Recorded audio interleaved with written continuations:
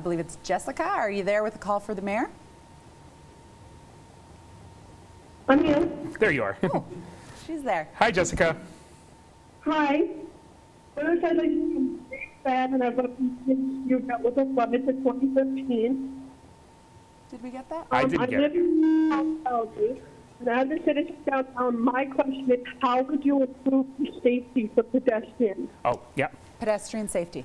Thanks for that. You know, if you were to talk to my colleague, Councillor Farrell, she would say to you that if we have, sounds horrible, but if we have a spate of murders, let's say, in the city, you know, if there are 5, this is a crisis. Right.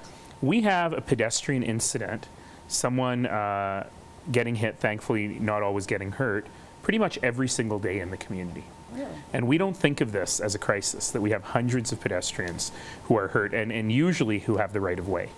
So there's a whole bunch of things we need to do here.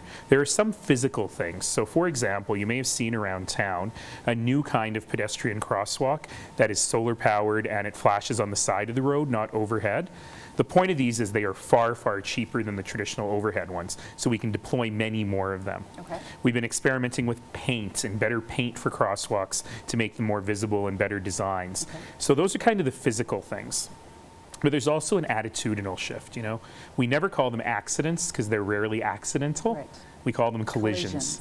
And it really is about a cultural change. There's a movement around the world called Vision Zero, which is really about 0 pedestrian deaths. And we've got a local chapter of Vision Zero in Calgary right now. You should check them out online, that have given some very common sense approaches to things we can do around lighting, around the physical aspect of sidewalks and crosswalks and how they work. But also culturally, we have to remember that we always have to advantage the pedestrian, because everyone during their commute is a pedestrian at some point. Right. If you drive, you walk from your parking to where you're going. If you take the bus, you walk from the transit stop to where you're going.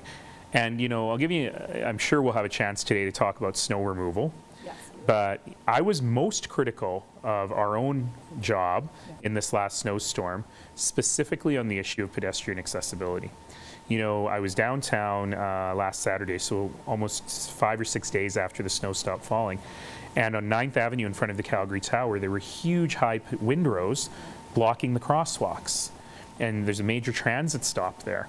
And I saw a gentleman in a wheelchair who almost went over the window in his wheelchair trying to get to his bus. That's not acceptable.